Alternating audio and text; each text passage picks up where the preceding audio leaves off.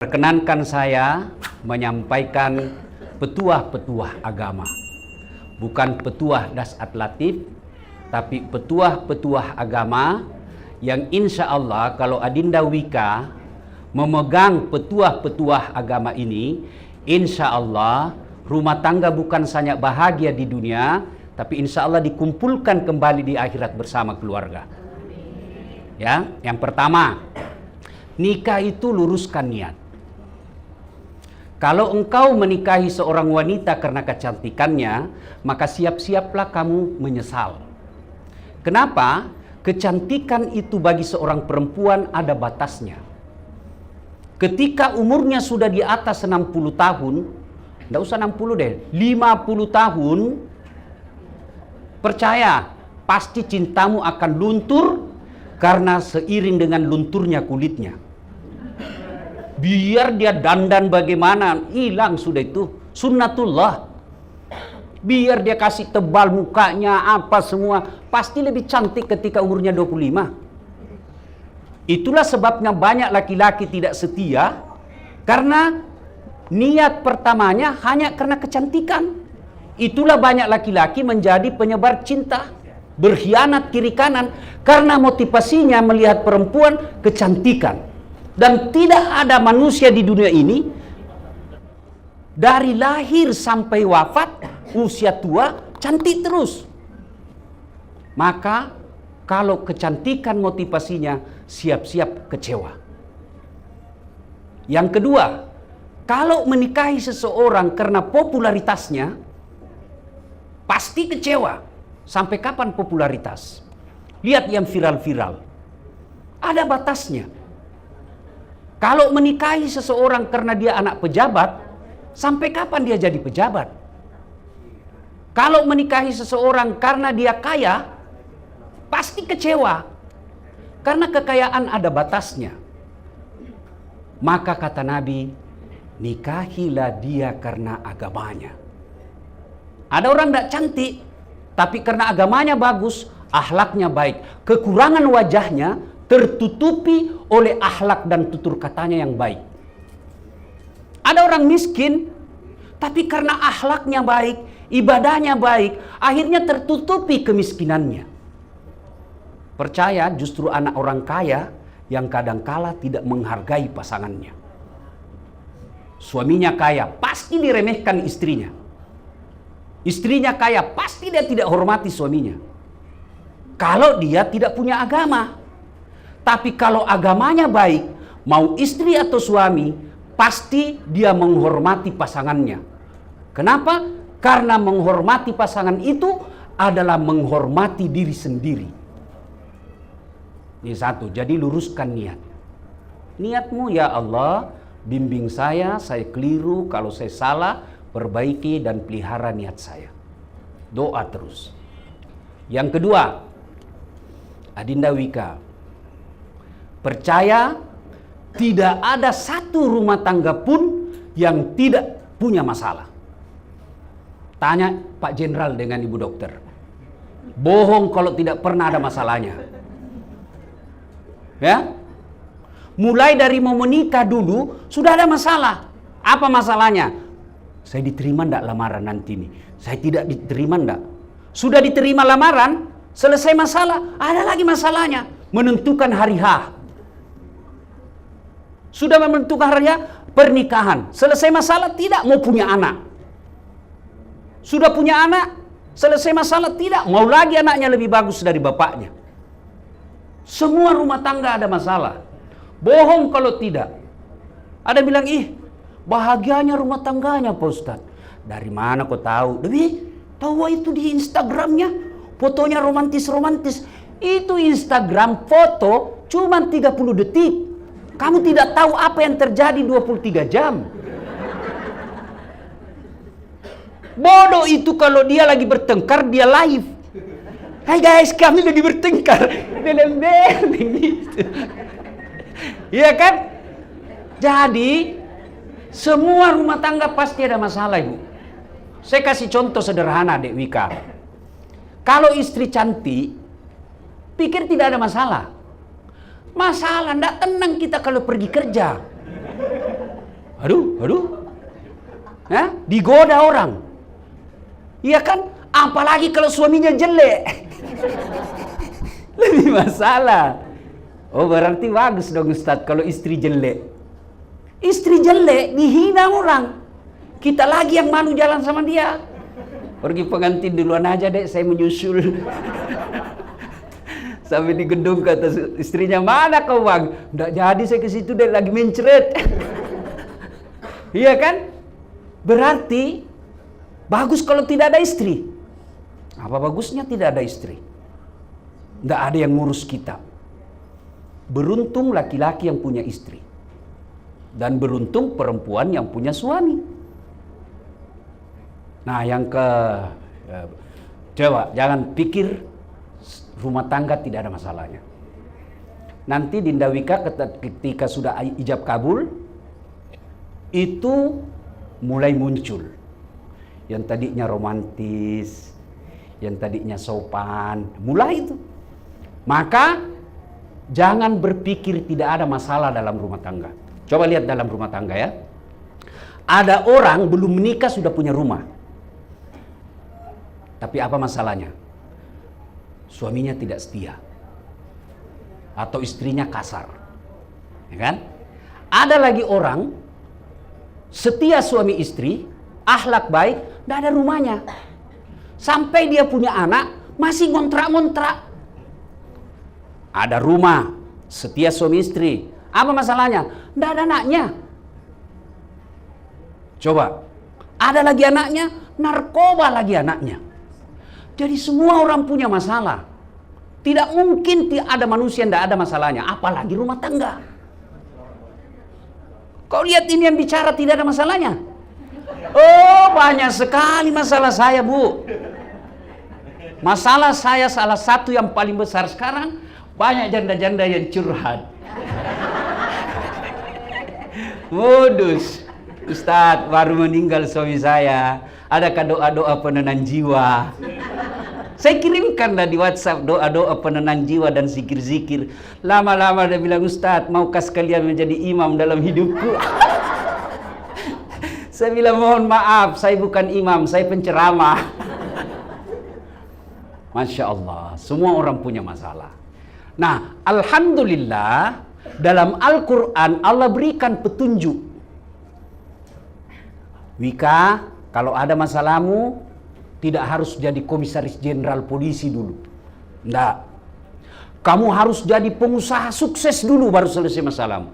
Kamu harus jadi anggota DPR dulu baru selesai masalahmu. Allah cuma minta dua. Dan itu sangat gampang dilakukan.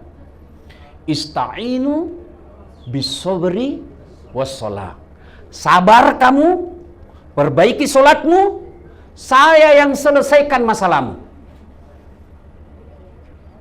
Itu janji Allah. Sabar. Perbaiki solatmu, saya yang atasi semua itu masalah rumah tanggamu. Tidak usah kau atasi. Dengan catatan, sabar, perbaiki solat.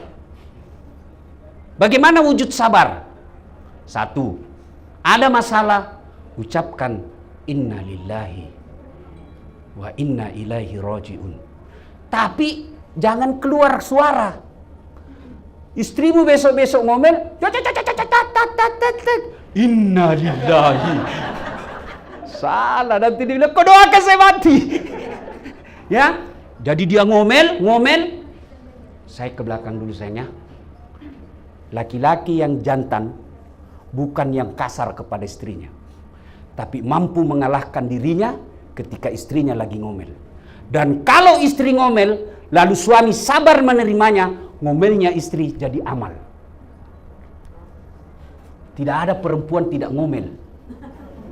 Itulah kelebihannya perempuan. Suka ngomel. Kalau dia tidak suka ngomel, pasti ada kelainan.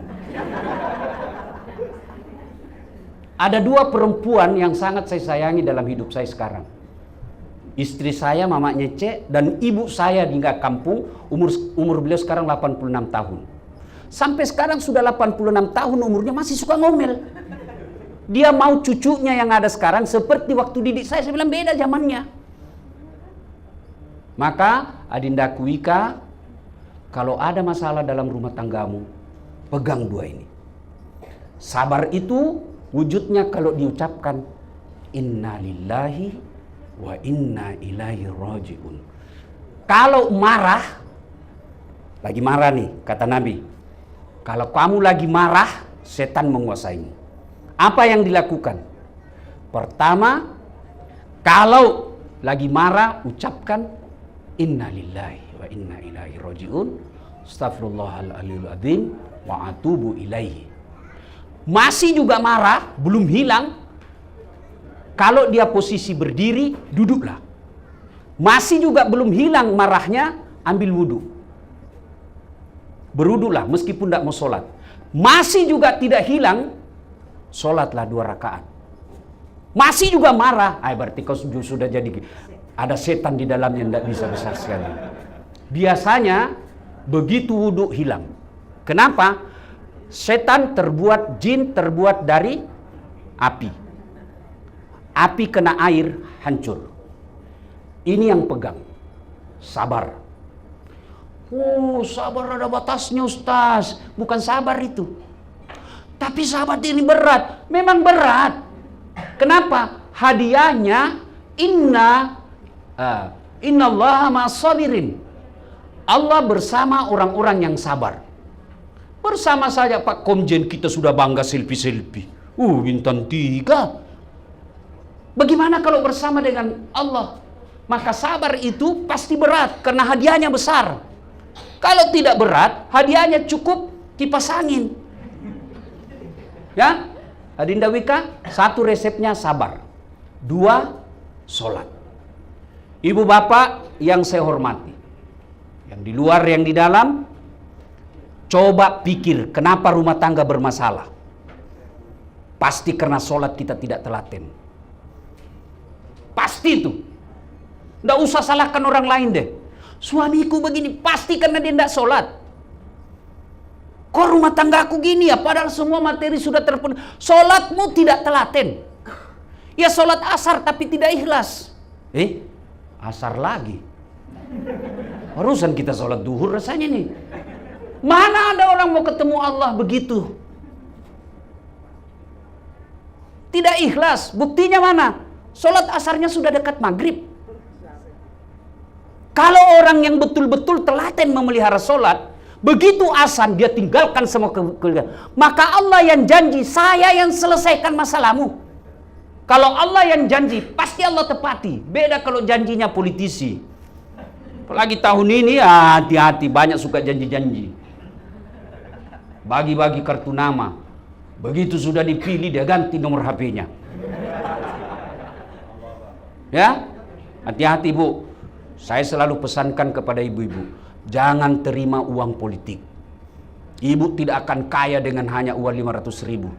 Tapi 500.000 itu terpilih orang-orang jahat yang bisa menghancurkan negara kita.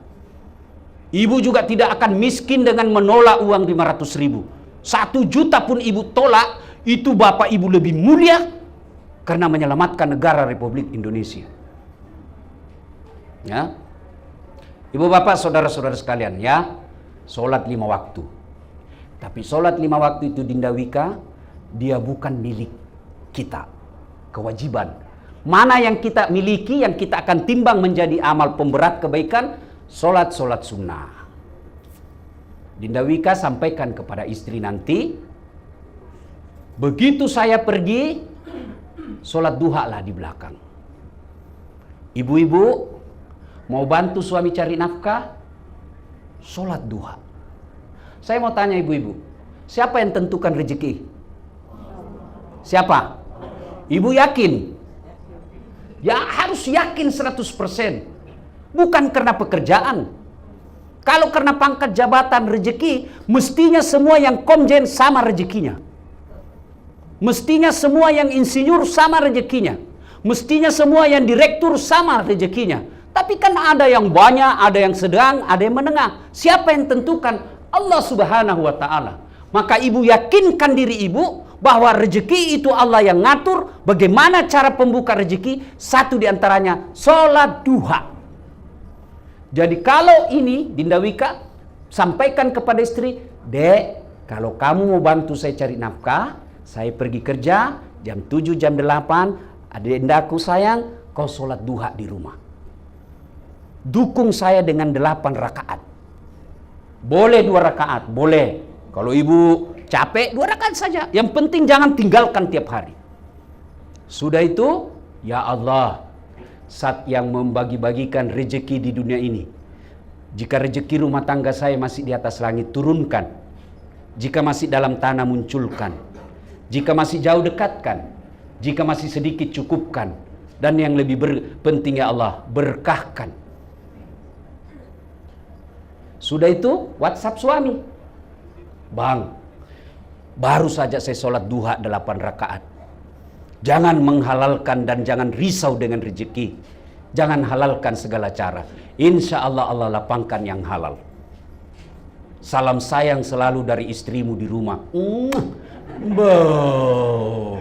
Itu suami biar siapa yang goda kalau tiap hari dapat seperti itu.